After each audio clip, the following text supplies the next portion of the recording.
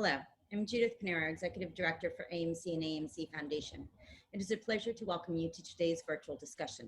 We hope that you, our community of colleagues, allies, and supporters around the globe are healthy and safe. Our offices are in New York, and today I'm speaking to you from Brooklyn, location situated upon the unceded seized territory of the Lenape and Canarsie peoples, and benefited from the economies of slavery and labors of African-descended captives. We owe our existence and vitality to generations from around the world who were brought here against their will, drawn here to escape persecution, and some that have lived on this land for more generations than can be counted. We pay respect to their communities past and present. This acknowledgement asks us each to consider the many legacies of violence, displacement, migration, and settlement that bring us together here today. The systemic violence and racism targeted at Black, Indigenous, and people of color is a harsh reminder of the inequities that persist in our society, particularly by the very institutions meant to protect them. AAMC condemns all violence, bias, aggression, and discrimination based on race, ethnicity, sexual orientation, gender, and religion. It is important to listen and learn together, and to also take action to make change a reality. AAMC's commitment to diversity, equity, inclusion, and access will continue to be a driving force of all our efforts. We call upon cultural organizations and the individuals working, funding, and serving them to take action to do better. We are dedicated to an environment in which all individuals are treated with respect and dignity at our programs. Each individual has the right to be in a professional atmosphere that prohibits discriminatory practices, including harassment. Our full code of conduct policy for this webinar and all our programs, as well as the outlets to make direct or anonymous report of violation, has been posted in the chat feature. For many years, we have been presenting virtual programming and documenting live events, all of which are accessible on our website at artcurators.org or our YouTube channel.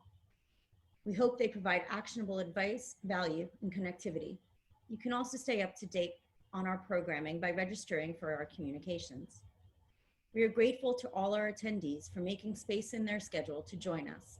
I also want to acknowledge our members here today and express our gratitude to them for their dedication in being part of our community.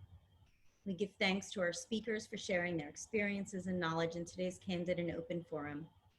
Thank you again for joining us. And now to begin our program.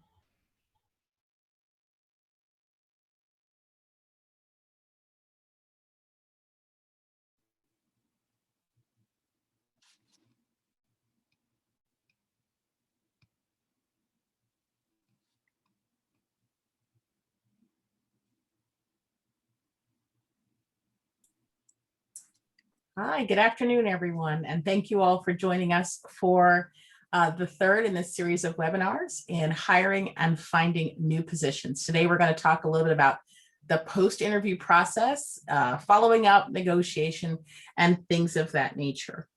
I'm going to go ahead and screen share so that you guys can see my presentation. Let me see here.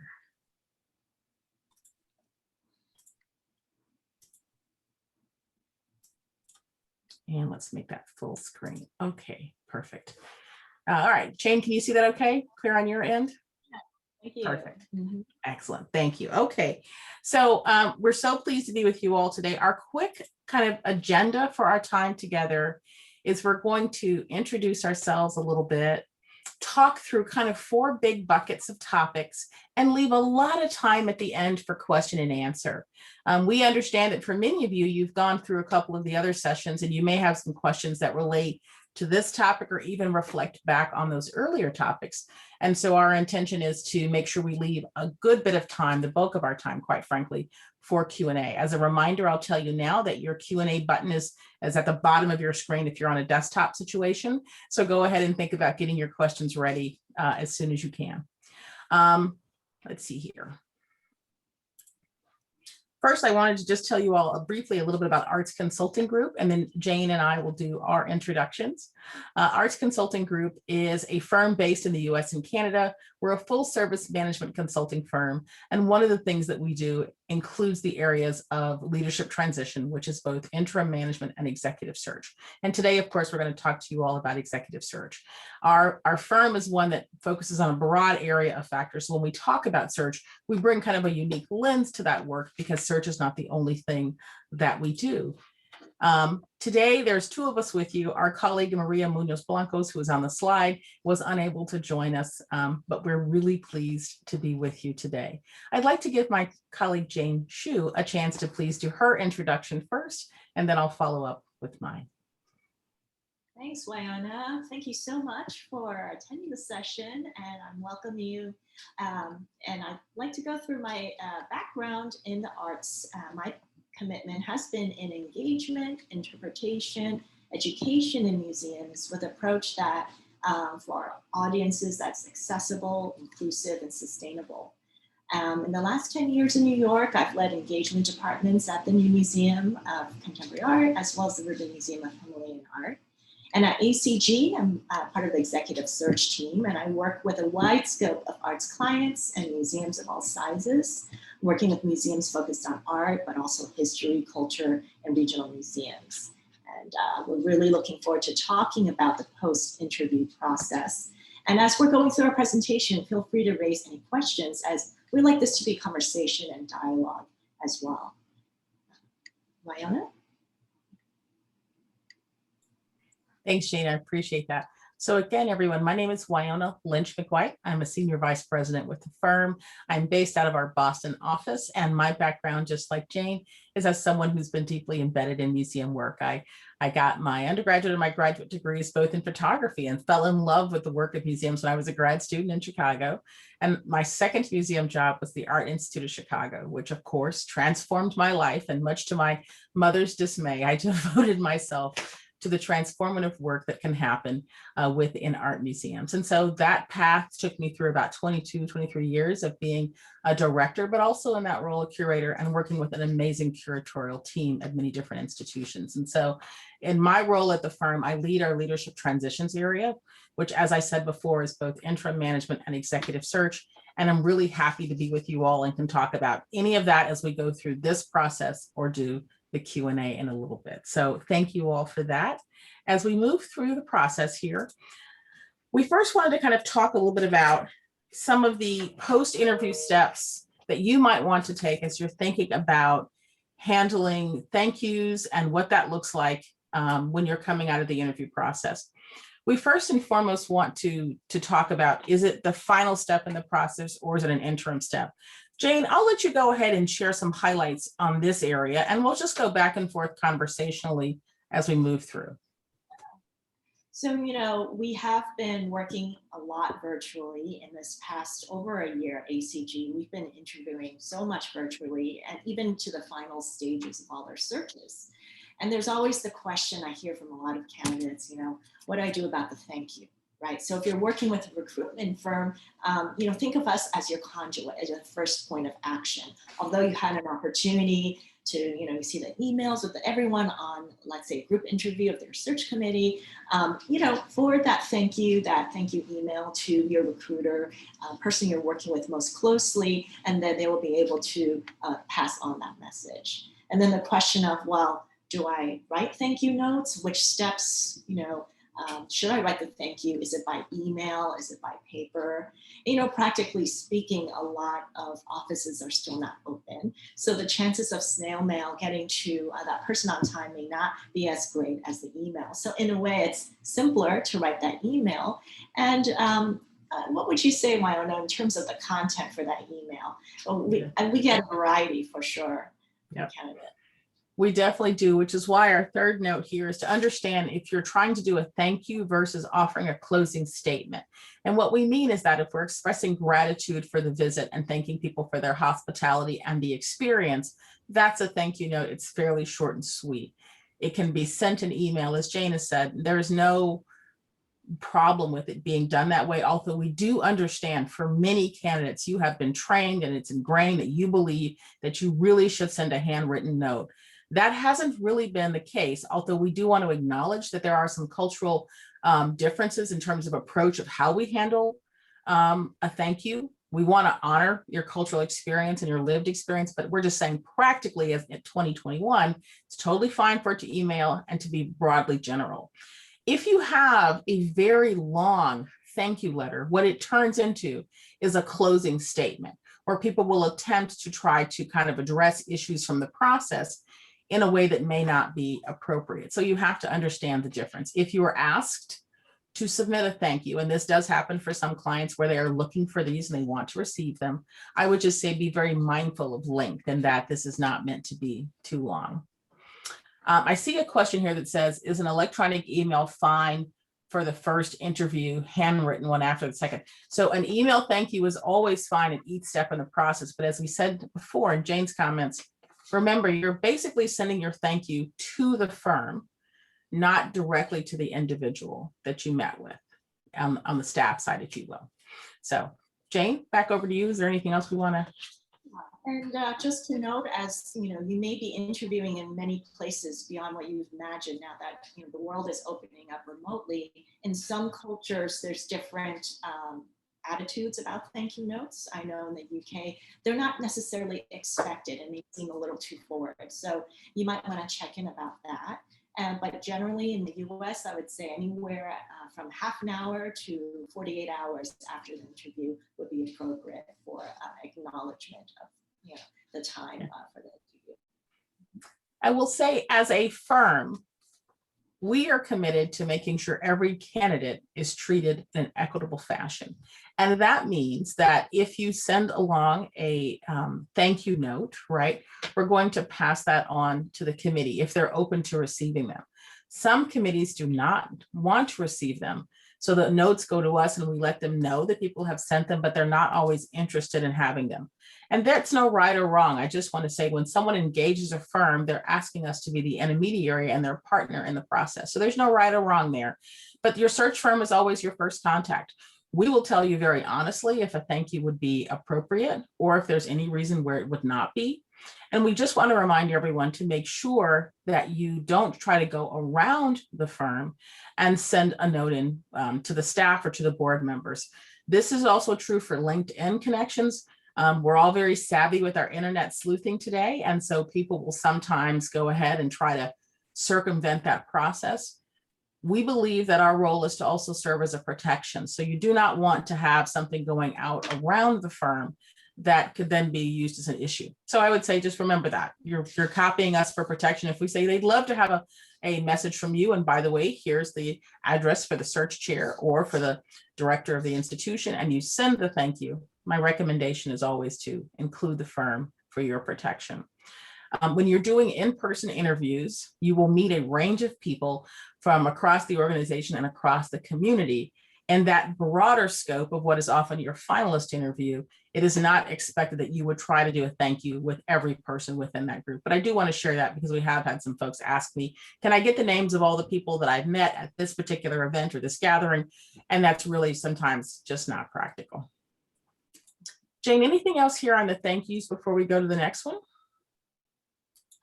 We do have one more question that came up about the thank yous. So if you're not working with a recruiter, do the thank you go through HR or to the entire search committee or the head of the search committee? Our best recommendation is typically that it goes to the person that you sent the materials to. So if something has an applied directly to HR function, even though you've met someone else, right, you typically are going to reply back to that person. However, if you have actually had a conversation via phone or video or in person with someone who's on the team, it is totally appropriate as you are leaving that interview process to ask, may I send a thank you directly to your attention, right? They will hopefully give you that information and a contact method. Here again, we would recommend that you do copy. So if it's directly to, let's say it's the chief curator or directly to the executive director, but you've been working through HR, we would suggest that you'd want to also copy them on that if you're sending it via email. So it's a case by case basis, I have to say. These 3 business days. Yeah, go ahead, Jane. Yeah, the 3 business days, it's fine after a 4 thank you note. And sure, of course, restate your optimism for a second interview. That's fine. Yeah.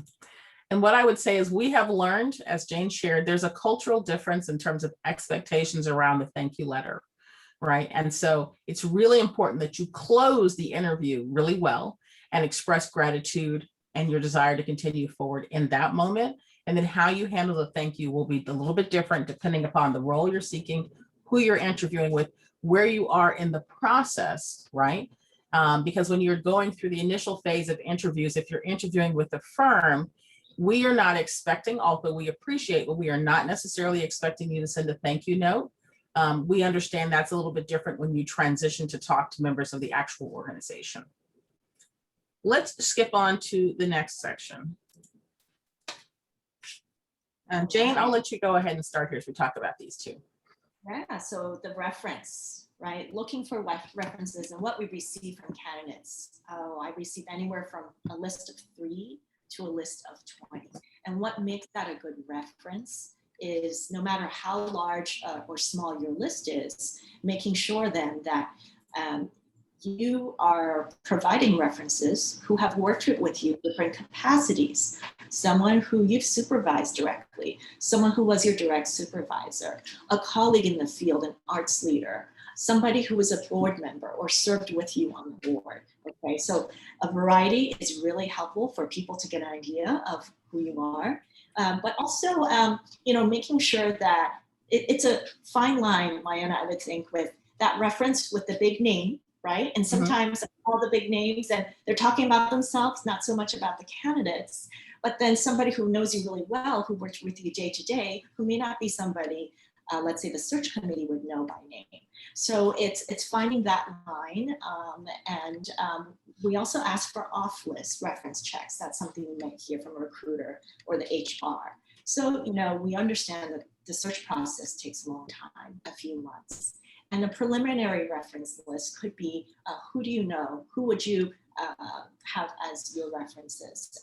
These may not have contacts available, but these are people who you would use as your references should you move on to a later stage. So there's a sense of providing your privacy with those references. We don't contact them yet, but it's a way for the search committee to understand who would be on your list.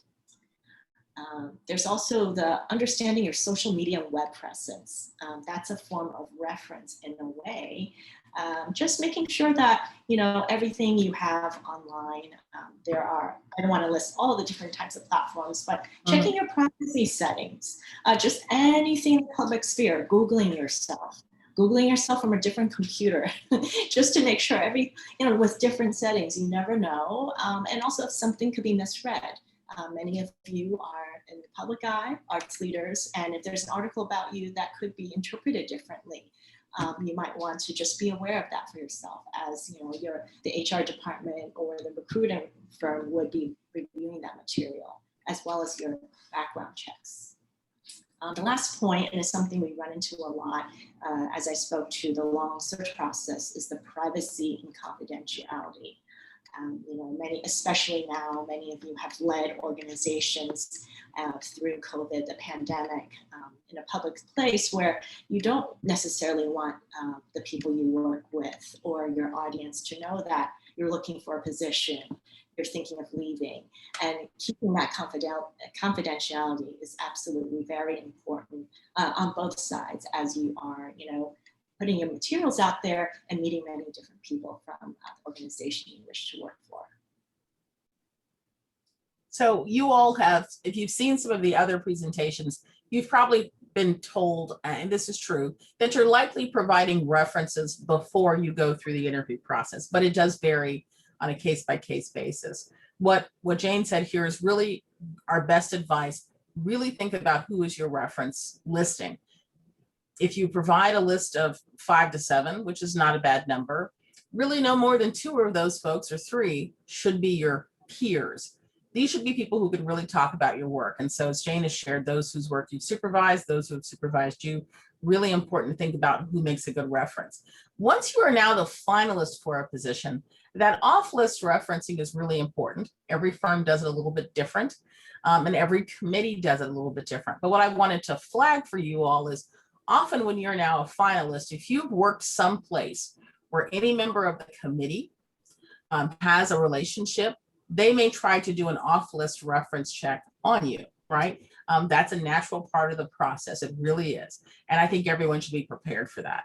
There are some processes where in checking your initial reference, they will ask them, is there anyone else they would recommend be included in that reference window. So please know there's those that you provide, and then what we would call off-list references, and they're handled different by every organization. And I wanted to touch base a little bit more. Now, we're not going to dig into the different sorts of social media pieces, but there's almost no organization in 2021 that's not checking out your web presence. Any articles written about you, what you've posted, so forth and so on, as Jane has said. So you really want to be careful there. But remember, that is a little bit of a reference checking thing. I don't like to use the phrase character reference, but they really are trying to get a sense of you. And those social media things have a lot to do with that. For many people, background checks are required in today's world. Those often include verifying your educational experience, criminal history background. Depending upon the organization, that can also include the sex offender registry, credit monitoring. There's a whole host of them. But by the time you are a finalist, if it didn't happen pre-interview, it will almost always happen post-interview, and you should be prepared to deal with those and any issues around that. I see a couple of questions here. So Jane, should we just jump into those real quick? Sure. I generally add references available upon request at the end of my resume, unless an application specifically asks for that. Is that okay? So yes, it is fine to put on your resume that references are available upon request. At the same token, you need to have a working, living reference list. If you are in the midst of a search, you should be able to pull together a reference list pretty quickly of who would serve in that stead. For most searches, people are notified before formal reference checking begins. But I have to just say, not every organization uses a firm, and not every organization follows one faithfully. So when someone asks you to submit the reference list, before you do so, we recommend that you check with your references to make sure that you've got accurate phone numbers and emails, and that they are available and willing to serve in that stead. Any other feedback there, Jane, on the references available upon request? Yeah, I think that's fine too. The next question is about listing your most recent supervisor. Is it essential to do that? And if others would likely provide a better reference than, let's say, their most recent supervisor? It's not required, but it will raise a red flag if you can't. Most people understand, and this kind of shifts to the next question, that applying for work is a confidential process. And if you're currently at an institution, it may not be that someone there, your direct supervisor, can provide a reference because it's a confidential process. However, I think it's a good idea to have at least a colleague at your current place of employment as a reference if possible. And then we can talk through that issue. Almost everyone wants to have a dialogue about who is or is not on your reference list. But by and large, if it's a current institution, there is understanding around that. Every search process, no matter if it's done by the HR person, the hiring manager, or using a firm, is meant to be a confidential process. And it's our hope that everyone understands that they too have been on the other end of the table and have been looking for work, and treats that whole process with care and respect. So when we talk about confidentiality, in this sense, we just want you to know that if you come out of the interview, now more people know you're a candidate. Let's say you're a finalist and you've had a group interview and you've met the whole organization. They likely have seen your resume. They know who you are. It's not as private as it was before, but it should still be confidential. So I hope that answers the question around requesting privacy. It should very much be private. But if you have any concerns that someone would not respect that, then that may not be a process for you, right? I will tell you, in today's open environment where people want to be very transparent, it's fine to have a transparent process, but that's not the same as putting candidates at risk by sharing information too soon. That said, if you're going for a position with a municipality or a primarily public funded organization, universities are also known for this. Once you become a finalist and they broaden the net to include other voices and other stakeholders, they will often share your name. The following candidates are finalists for this role, and they'll be coming to campus or speaking via Zoom. They'll be doing whatever. So know that going into it. For those searches, that's a part of their transparent process, and they will likely share your name if that's the case. Okay, let me. I would also just like to add a practicality, since, you know, we all spend so much time on your cover letters and resume prep while you're looking for a position, but just to make sure your reference list is up to date, especially since so many people have had professional changes in the past 2 years. And also just give people a heads up so that when it comes time for somebody asking for those references, that's a really exciting period in the process, but making sure that, you know, you can provide those references in a timely manner and they're up to date. Perfect, Jane. Thank you for that. I will also just add, as we go to the next section, if your reference has a title that doesn't connect to your working life, it's always nice to draw the picture. For example, my reference is Jane Chu, who's currently working at Arts Consulting Group. However, I knew Jane when we worked together at this place, right? So that framing or context can also be very, very helpful.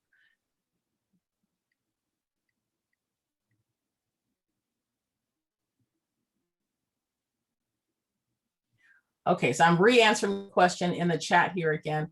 I want to just be clear. So it could raise a red flag if you don't include someone, but not always. I just want to be fair here. It's a case-by-case basis. Let me give you a scenario. Regardless of the relationship, if you were applying for a position that would require you to supervise team members, and in the reference list that you provided, there was not a single reference that was someone who had been your supervisee, your team member in a past role, but you had that experience, that would likely raise a flag, in that you should have someone within your professional pool of work who can serve as a reference in that capacity. So I wouldn't say it's automatically a red flag. And this one, it was if you had a most recent relevant one. If you don't think that they could provide a good reference, dear God, don't use them. I would say that's definitely important. And if you feel like there's a concern that someone might ask, then I think you can speak to that. Everyone understands that it's a two-way street. Someone has to be willing to provide a reference, and you have to be willing to ask them to do so. Is that fair, Jane? Do you think you want to add anything to that answer? Yes, and I think it's helpful to address that in the beginning rather than provide this list and then this question is something that comes up with the search committee or with the recruiter. And upfront means with the person who requested the references. This is not something to put in your cover letter. It's not something to add to your resume, but when they ask you for references, you should ask the question back, well, what kind of references do you have? Here's my reference list. I don't have a reference from blah, blah, blah, and this is why. Do you think you would need one? It's just meant to be a two-way street. We want references that help support the process. It's not meant to be an interrogation. Is that fair? Okay. Now we're going to move on to the next piece. Okay, so at this point, we wanted to talk a little bit about negotiating an offer. And this is a complex one because offers come in many different steps and fashions. I'll start and Jane will just jump in as we go back and forth. But let me set the stage to say, if you're through the interview process, right, and you've done the thanking and your references have been checked and the background's checked and everything went fine, and you're now in the position of receiving and negotiating an offer, I just want to be clear, before you get to this step, there should be several things that are known to you, right, at this point. The salary range for the position should be known well before you get to the offer stage.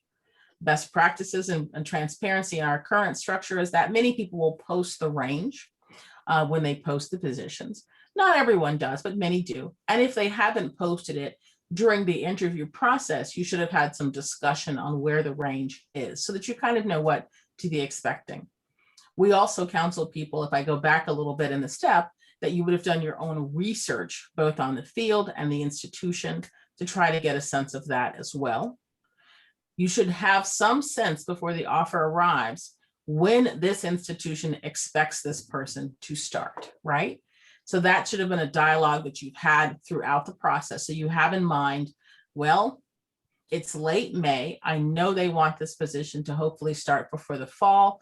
I have a transition plan. I'm prepared for that. And I could start on August 15th, right? You should have in your mind a little bit of date there.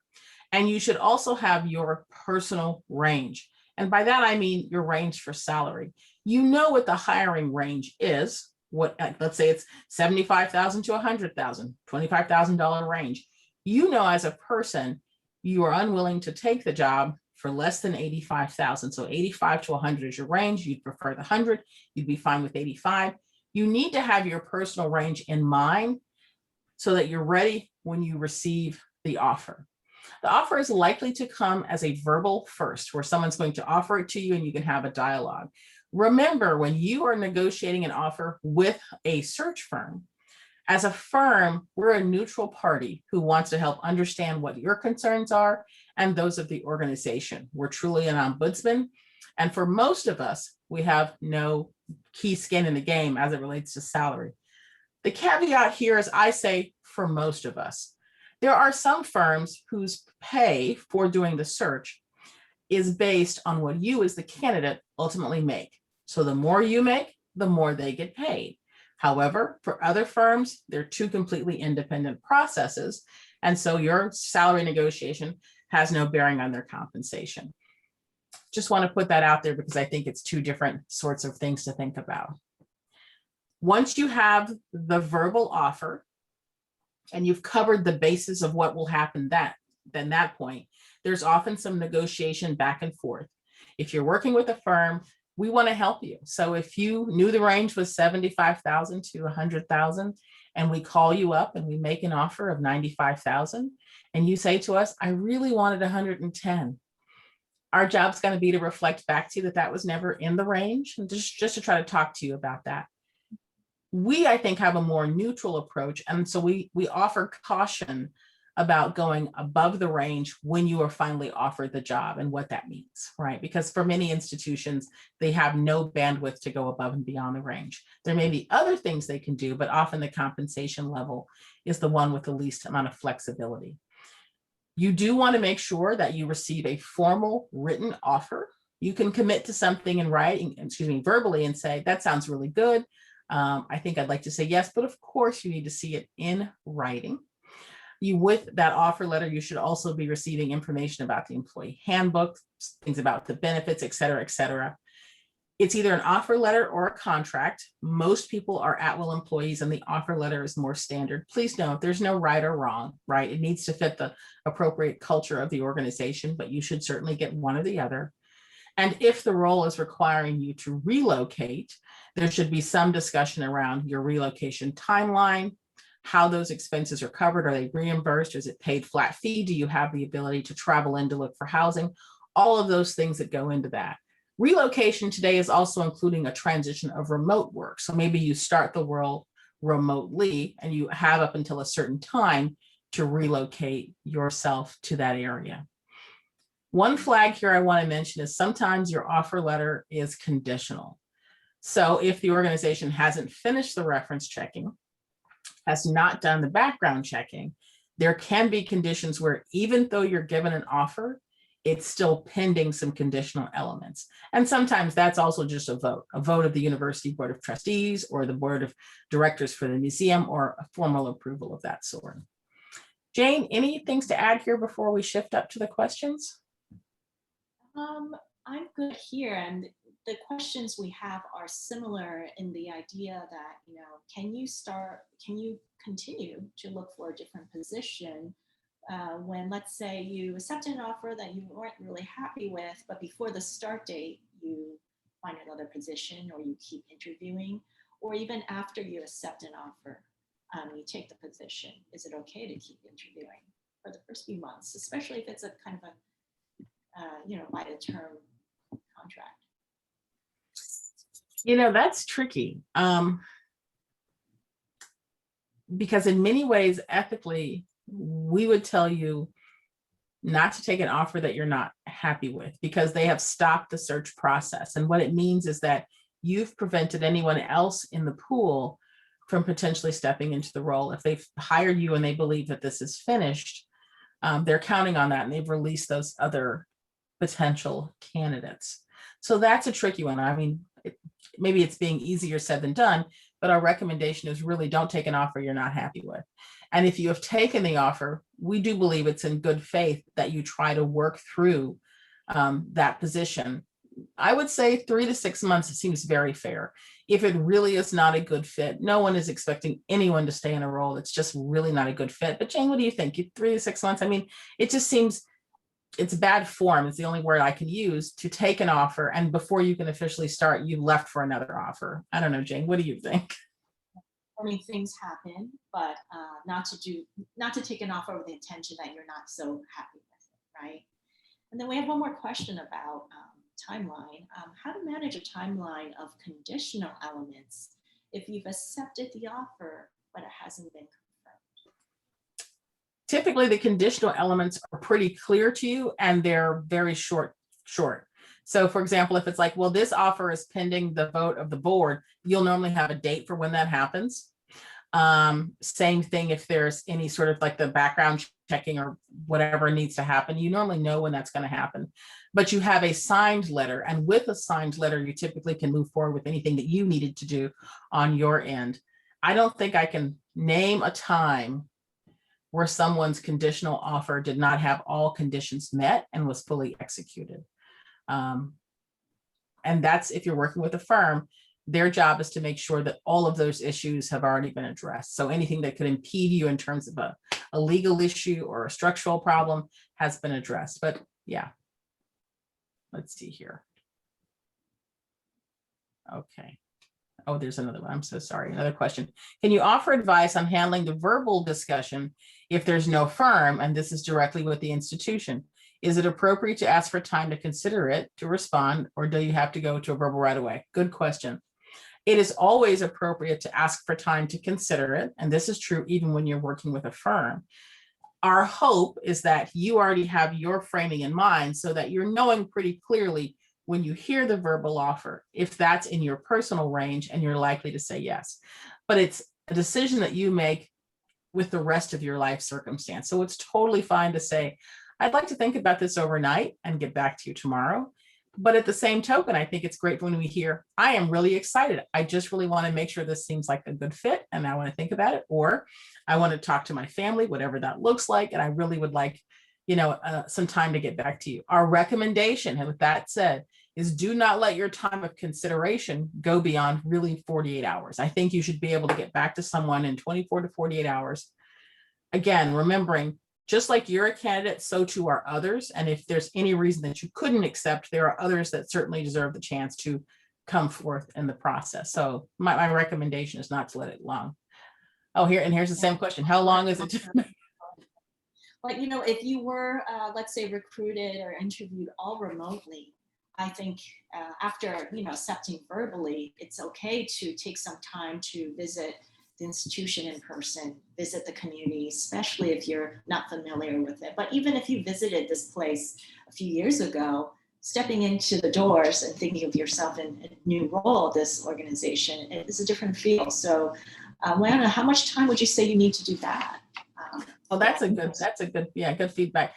That's another conditional element. You're right, Jane. As we've seen people who've tried to do the bulk of the search process fully virtual, but still want to meet someone, there could be a conditional offer that is just contingent upon someone traveling to the area.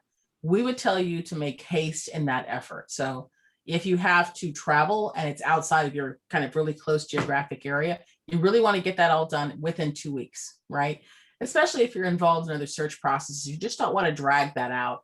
There's very few occasions where that is still happening as the world has adapted to COVID restrictions, as people are being vaccinated and venues are opening up. It's much easier to get that done. And I guess I should back up to say, even though we're not really talking about the interviewing process per se today, if you are able to do an interview, going forward from where we are in May, I would encourage everyone to try to make those final interviews be in person. Just like the organization is wooing you and trying to decide if you're a good fit for the role, you're also trying to do the same. You're trying to figure out if it feels like a good fit. And that includes what the space looks like, what the collection looks like up close and personal, as well as what the database looks like, what are the galleries looking like, what is the organization looking like. And I don't want to assume it's just a curatorial role. My point here is just that there are many things that you need to see for yourself that often go into your deliberations. And so we really think you should have had the in-person part of this before you do the offer. So that's our recommendation just for everyone, because you want to be able to enthusiastically say yes and move forward, but do so in good faith. It's just, and by the way, if you're working with a recruiter, that you tell us that if you're like, look, I was hoping for a better offer and I've got some other stuff I'm considering. That's a conversation you can have with us because remember, we are an ombudsman. If you're talking directly to the organization and the offer does not please you, it's not what you were hoping for, I think it is totally fine. And Jane, you can share your experiences. I think it is totally fine to say, I am so happy to receive this offer. I was hoping for a little bit more compensation. I'll have to give it a couple of days thought and express that you're interested in working with the organization and where you all are far apart. If this is the hiring manager, they can hopefully give you back some information on why it is where it is, what they might be able to do. And that's really important in real time. Jane, did you have any different thoughts on that part? Yeah, real time is so helpful. We do have another question about another timing question about when to ask for funding for research, travel, acquisitions, exhibitions / projects. Good question. So this should come up through the course of the interview, meaning if you are expected to do these kinds of projects that are going to require you to do research, you want to know what your staff support is, what your budget support is, and how that's managed. Often these things are handled in the annual budget cycle. So a position may not have enough resources in the current budget cycle, but someone can explain how you get additional ones, which is important. If you have not covered this for any reason, then yes, this is part of the verbal offer. If you want to assure that you're able to have your professional memberships paid for out of professional development and the ability to attend conferences in person or virtual, is there any sort of PD budget for you, for your team? Whatever that is, definitely should be something that is covered in the verbal phase. And if need be, then it would be incorporated into your written offer. What are some of the reasons that people do not offer the top of the range if a candidate meets all qualifications and during negotiations?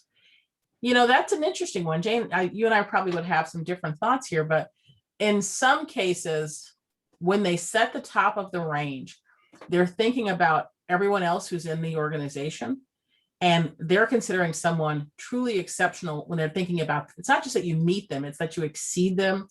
And for some cases, it's difficult because if you as a candidate believe that you meet the qualifications, you might feel slighted, but you don't know what everyone else makes. I want to be very clear with that. And for most people, the top of the range is meant to be a stretch. This can be tough though, because I do feel as though issues around fit are often brought up and people feel as though that there's not clear transparency there though. But if you saw the range and you felt like you really just wanted the top of the range, I think it's something you should ask for. So if they, back to my $75,000 to $100,000 example, if they offered you 95, I think it's fair to say, I was really hoping to get 100,000. I felt like I met the qualifications for the top of the range. Is there anything that we could do to make that a reality? And hopefully you get a fair answer. Jane, what do you think? Am I being too pragmatic here? I'm trying to be very gentle with folks because there's a variety of components here.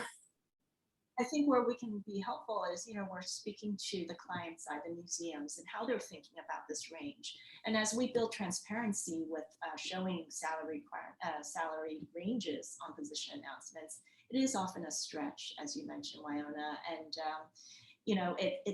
they do try to offer a broad range because they don't want to lose the candidates. But at the same time, the very top of that range is often a very selective group or just, a real stretch for the organization, but possible. Yeah. And I would tell you, we've seen it all. And I have seen people go above the top of the range because they were so blown away by a candidate and really wanted to make them a part of the team. And I have seen others who have struggled to shape a really broad range, knowing that they don't necessarily have pay equity in their team. And they're very nervous about bringing someone in that would mean, oh my God, we're definitely going to have to address where everyone else is. Every organization is at a different continuum. Our general advice is please remember salary negotiations are not a personal negotiation, meaning no one is trying to do something to you individually as a person. They're trying to find the right compensation for that role. Some organizations have additional things. If they're like, we really like you as a candidate, this is the best that we think we can do. And what they'll do in that first year is they'll try to really sweeten relocation because that is a cash cost that the organization has to pay. Or they'll try to sweeten professional development, or they'll have clear benchmarks on when by time or tenure, the role might be able to go up a little bit higher. But I would say, and our colleague Marie, if she was with us, would tell you that in most government organizations, everyone understands hiring ranges are like steps and scales, and no one starts at the top of the scale, if that makes sense. And so I think that's worthy of considering. Okay, I see another, Jane, what's that last question say? How do you approach HR when the salary range isn't posted on the advertisement, where to get this information? And, I would say a resource for that would be great for the 990s, right? So all museums have that information. We're lucky to have that available for us in this field. And there's many different sites that support that information. It's free, it's available. Look for similar size, sort by similar size budgets, and then scroll down to the positions. You could get a clear idea, and also the region. We want to be very clear that when it comes to posting the range, that is about salary transparency. This is very different than the issue of pay equity. And we've tried to be very clear as a firm. Arts Consulting Group is very committed to both of the issues, and we operate that they operate differently, right? But if you are curious about a job and they didn't post the range, you should certainly check in. I can't think of a single executive search firm that wouldn't share the range with you and have a dialogue as part of inquiry. And I can't think of any HR team that wouldn't do the same. It's a simple question that deserves an answer. And if you have difficulty getting that information out of either of those folks, then I would say that does raise a potential red flag. But as we said before, do your research. Salary surveys in the museum field are quite robust. We do understand in today, 2021, coming out of COVID, the thing we want to just flag is that what you see on someone's 990s from 2019 may not be where anyone is in the institution, especially if folks are taking pay cuts. So that's something just to be very clearly stated as you're thinking about it. But you can benchmark positions within past 990s. And if you're looking for a role that's more junior so that it's not on the 990s, that's where the salary surveys come into play. Both AAMs and AAMDs do a good job breaking down budget size, even gender now, and discipline, rule, all of that stuff. So you should have lots of data points to help you kind of get a sense of what you think the role will pay, excuse me. The other thing I would share is you can look outside the museum field if you're looking for a role that exists in other areas to get a sense of what it's benchmarked against in your community. Jane, should we go forward to the other half of negotiating? Sure. All right. So we're talking a lot about what do you do to negotiate an offer, but we didn't want to be disingenuous and not talk about what do you do when there's not an offer. Sometimes you're going to receive the call that you were not selected. And we realize that those are difficult calls to receive. They are difficult calls to make. What's even worse is if you're a candidate and you've heard nothing. So I just want to say that I think we all agree that we want to hear what the status is as opposed to not understanding. What do you do when there's not a yes? And in my bullet points fell off of the slides. They fall off, or are they still there? Okay. So what do you do when there's not a yes? First and foremost, be gracious in receiving that information. Feel free to ask for feedback. Sometimes you can learn so much by understanding what it was that made another candidate the preferred choice for the role. Here again, I want to say that this is not a personal thing, in that please do not feel personally dismissed in any way if they've chosen another candidate. Everyone knows going into a search process that there's only one job and there's always more than one candidate, but this can still be a difficult moment. So we realize it's tender. We just want to say that be gracious and understanding that you didn't receive the offer. If you're working with a search firm, there's still a way to stay in touch. And I think I saw someone on a previous video talk about, the fact that they'll keep in mind candidates that they've met throughout the process and go back to reference them. We reach out to folks all the time who we think have been just dynamic and have new opportunities that we'd like to ask them to consider, right? So that's called proactive recruiting. They may not be actively searching, but we're about to launch a job and we go reaching out for them. We also keep people in our database. And so you want to have a positive relationship in that. You also want to stay in touch with the firm. And this simply means as you are doing new things, you may want to update your materials on file or connect in ways that are appropriate. You also can stay in touch with the organization, and this depends on how far you got into the process, but it is not uncommon that you weren't hired for one role, but the organization thinks very highly of you and might circle back. Now, sometimes as search firms, we hate this when someone meets a candidate who they don't hire for the role that we were searching for, but then later they pop back up in the organization. But it does happen. So they've been introduced to you, there's now a relationship, and you could find that down the road they reach back out. So it's really important to be professional in all of that, asking questions so that you feel like you get a sense of closure, but understanding that there's so many dynamics to the choice to not necessarily take it personal. And that's hard to say. And I hope it's coming across the right way, because we spend a lot of time doing follow-up calls with people trying to share any tips we can about improving professional performance in the process, how to interview better, how to present better, or how to know when you did absolutely everything right, it just wasn't a match. Jane, anything to add to this one? Yeah, when I speak to candidates, when you do make that difficult call, right, Paloma, or they're contacting me to ask for any tips or any guidelines between positions, when you're not interviewing for a position, is a great time to speak to a recruiter. So that person who could provide that advice that, we're not coaching you during the interview process, right? That wouldn't be fair to other candidates. But when you're in between roles, how to update your resume or just talking tips for Zoom calls and all that, that's all open. And that's been effective. We've had candidates who we were unable to help, but then after some time and getting to know them, we were able to place them. So it's really great to stay in communication. Don't be shy about that. Yep. And I would say we acknowledge that as a firm, we have been told that we're very different and that not everyone will do this. And so we're giving the advice because we think it's good form, but we do understand that every organization is different. And if you're working directly with a museum institution or an HR person, that may not always be possible. But we do think it's really important that be a gracious person if you are not made the offer, so that you still don't close the door on potentially connecting, right? We don't want bad form. So as promised, we want to leave the bulk of time. We've got about 15, 20 minutes for open Q&A. I'm going to stop sharing my screen so that we can do that. Oh, my last slide I will share.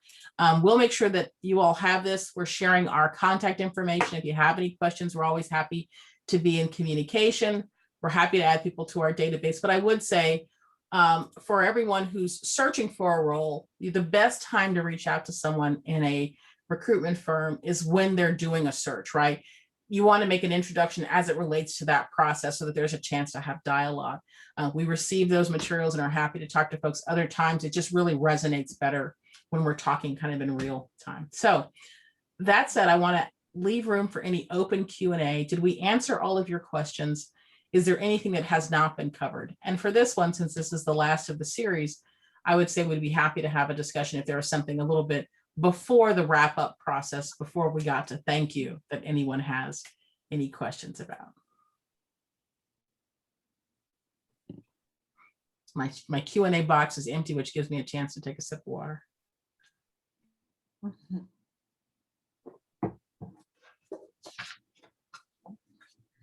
We have a question.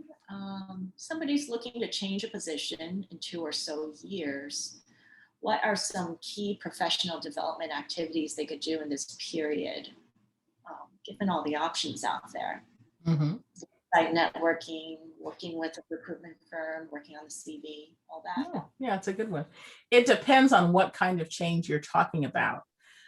The addition of professional skills is always great. And that training is helpful, but the lived work experience is really what's most critical to folks. So depending on kind of the change you're trying to make, do you need any key components? So if you're trying to have a role that's going to require more financial management, is there a way that you can get that experience? It's also nice to think about, if it's not professional experience, can I gain it through volunteer or board service, right? So we've seen folks who have served on boards of community-led organizations that have given them a chance to improve their financial acumen or participate in a strategic planning process. All of that is really important. Yes, most people prefer that it really happens within your job, but I've seen a really compelling case made for folks who are able to kind of reference that out of work experience and how that connects to their professional experience to just broaden their toolkit. So I guess it depends on exactly what it is, but I think those are good options. We wouldn't suggest going back to school per se, unless that's just a good financial option for you. We don't want to lean into over credentialing. That has been seen as an element of reinforcing white supremacy culture. So we're not necessarily saying you just have to over credential yourself. We want lived experience to also work. And that's, I think, a part of that component. All right, Jane, which one is next? I'll let you pick. The next one, I'll go with the next one. Is it appropriate to reach out individuals at a museum or a company via Instagram before applying for a position? So, these are public places, and it's really easy in a way to get in touch with the place, the location, the people who work there. But I would say it's some information that you can bring to your interview or to your cover letter. And, I think museums are always happy to know that you've walked through their recent exhibition, at least check them out online. It's available for you. But I don't know if it's necessarily helpful to reach out by Instagram first. What do you think, Wyona? I think it's not inappropriate, but the very few of these are actually real connections. So Instagram, LinkedIn, yes, you can make a connection, but you're not likely to have a conversation. So I would say I prefer a more direct form. If someone can introduce you to someone at the organization on your behalf and you can get a direct conversation, I think that's even better. I think we're all pretty notorious in this field for, while we use LinkedIn a lot, I don't often respond to folks that try to apply to a position, through LinkedIn, because that's not where the position is posted. So it just depends. I don't think it can be harmful if you are professional and appropriate. You can reach out, try to engage. And if you don't get a response back, remember kind of the 3-2-1 of development. After a period of time, you could circle back and give it another engagement. But if they've not, then you need to maybe switch platforms. Is that fair? Mm-hmm. Yeah. All right. This question has to do with references. What if you haven't served as a manager for a long time and there's like how helpful is that reference from somebody you've supervised? And also there's that awkward, relationship if you're still working at that place. Good question. And I agree. I do think there's a power dynamic. So in that situation, it is totally appropriate to say that your only supervisory experience is in your current role and you did not feel appropriate asking those folks to serve as a reference, right? I think that's totally fine. And then perhaps you provide peers who can speak to how they have observed you as a supervisor without necessarily putting your team members in the spot. I think that's very fair. Before we answer Kimberly's question, there was one that popped up on the screen about, I don't see it now, but I want to help this person. Their question was about, they find themselves very overqualified for a lot of positions they're going for. Curious about what way you're overqualified, but how do you manage that? I've heard from candidates, do they have to adjust their resumes, simplify to not seem so overqualified? Do you hear that sometimes, Wyona? Yeah, I do. We don't think you should ever feel like that's the case, but look at your resume as a whole and the cover letter. Now, I realize this was covered before, but they work as a 2-part process. But to be fair, many hiring managers, and this includes search committees, only read one or the other. I don't think that's a secret to anyone, right? Some folks go, if it's not in the cover letter, I don't know about it. Like they just read the cover letter. And others are very much into the resume. We want the two to work as a pair, but you will have to have information that shows up in both to make sure you fully served yourself. If your resume has grown to be so large, it's more of a full CV with all the nuts and bolts, it may be difficult to get it past the initial hiring manager in terms of understanding things. So sometimes pulling out key accomplishments and other things are really important. But I would personally say that the cover letter is your chance to speak from your heart as to why this job is appealing to you at this time in your career, what you think you would bring to the role. I think that's important. A generic cover letter is ultimately the kiss of death. If there's no story told in that cover letter, I just don't think it helps. And so, Jane, what do you think? I think it's all in the cover letter. Thing said all the time to search committee members, they don't like the generic cover letter. And our next question refers to that as well. Somebody's looking for perhaps a lateral move, and Kimberly's curious, talking about if there's a potential for advancement, if they are applying to a lateral role and when to mention that. Yeah. Would that be interviews, not the cover letter? If I'm hearing the question correctly, it's like the job you're applying for is lateral, but once you were in the organization, you could make a lateral move. I think that is appropriate as long as you're careful in how you phrase it. The hiring manager has to get that job filled. And what they don't want to hear is that you're just hoping to get into the organization to quickly leave that job. But I do think what is encouraging is that the organization has the capacity for growth and that you can see yourself, advancing your career as you grow and learn in the organization. I think that seems very positive and something that you could say. So we never want to tell people to dim their ambition. We just want to phrase it correctly. Remember, a lot of hiring is helping to solve an organizational gap or problem, right? So we want to make sure that they know you would you would fulfill the role that they're actually hiring for. Yeah. What's our next one, Jane? Let's see here. We have someone who is making a move from Europe to LA for family reasons. And, are CVs letters considered without directing it at a specific position opening? Well, I mean, I guess they can be, but it's a little bit difficult because they have to be tailored. There are, however, services that their whole specialty is trying to help you reformat your resume if that's something you're curious about. I think that's totally an option. It just depends. As a firm, we can look at it, but there's often not a lot I can do. And I would say, while we're willing to, please know we are. But I think I've heard good feedback in what I've seen in this wonderful content that the association has put out, kind of helping you understand how to look at your resume, understanding the difference between a full CV and a resume, which are slightly different, right? And if you're not applying for an academic position, you probably do not need to go ahead and drop the full CV. That's often more than people need initially, but there are things that you may want to make sure that you know that you could provide additional information on. So we could certainly do that. What are the reasons that an organization would hire a firm? How do you know the right candidate or organization is linked to a firm's bandwidth? Am I reading that one correctly, Jane? Is that right? Okay. Yes, that's my right. reading glasses. Okay. Well, Jane, you want to start and then I'll just piggyback. I'll let you take the lead on this one. Yeah, sure. Why go through the trouble of having a third party when you could do it all yourself, right?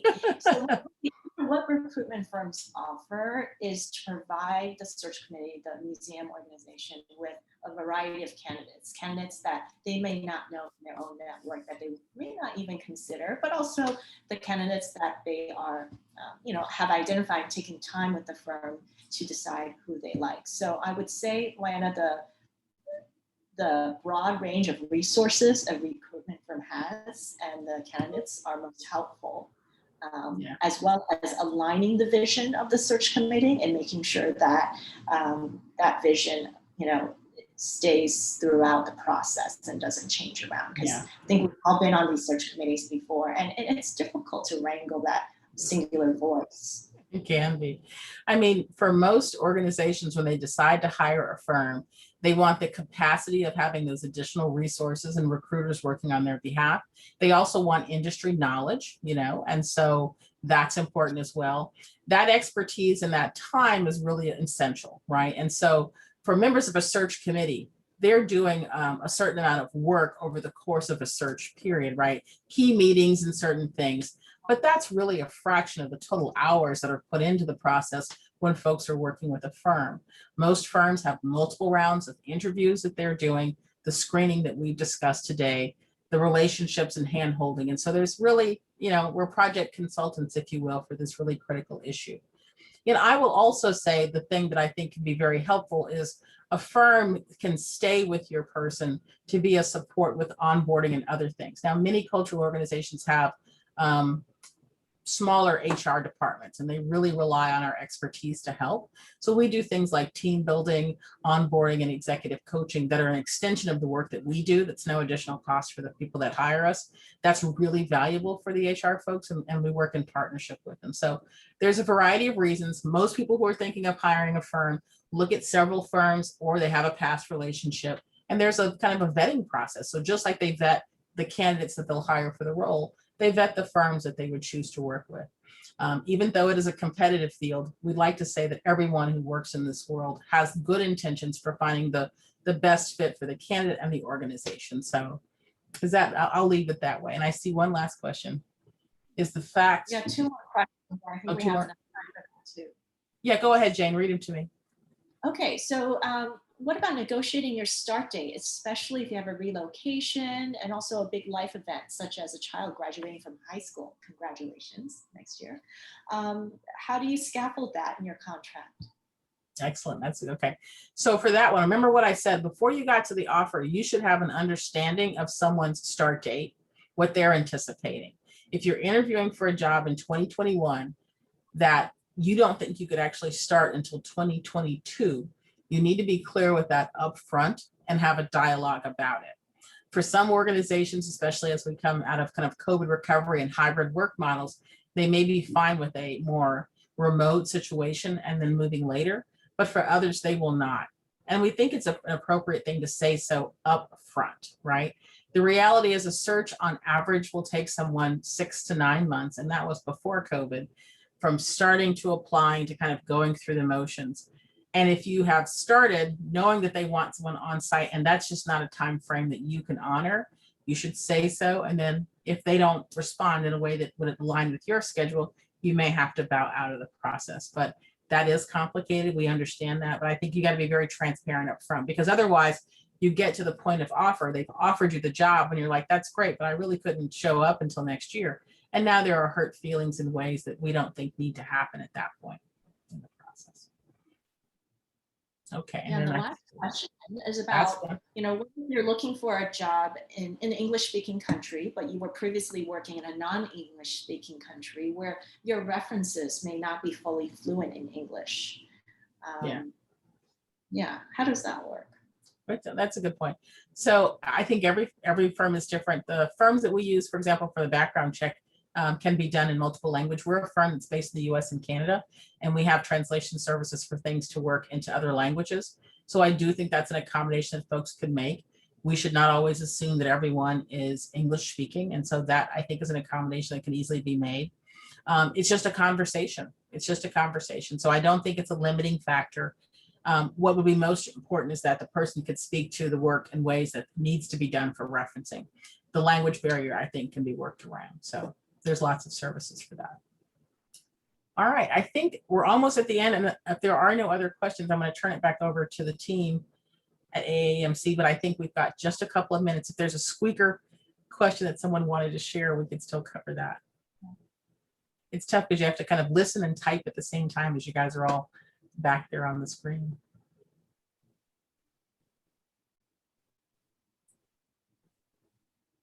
No? Okay. So I hope that this whole course has given you all lots of good stuff to work with, and that I really hope that, oh, excellent. All right. And here come our folks from AAMC. It was really a pleasure sharing this hour with you all, giving you all some tips and some pointers as you move through the interview process, as you have to work to negotiate and hopefully find your wonderful job. It's been a tough year for so many of us in this field, but Jane and I are super encouraged by the number of organizations that are raising their hand, looking for folks, beginning or resuming searches that had been paused as we head into 2021, 2022. It's looking really good, and we're really excited about that. So thank you all for your time. Thank you very much, everyone. Hello, I'm Monica Valenzuela, Program Manager for AAMC and AAMC Foundation. Thank you for joining our program today, and a special thanks to our speakers for sharing their experience and expertise with us. A recording will be available on our website, artcurators.org, and our YouTube channel shortly. Please help support our capacity to continue programs such as today's event by making a donation today. A gift of any amount will have a direct impact on our work. Thank you, stay well, and join us again soon.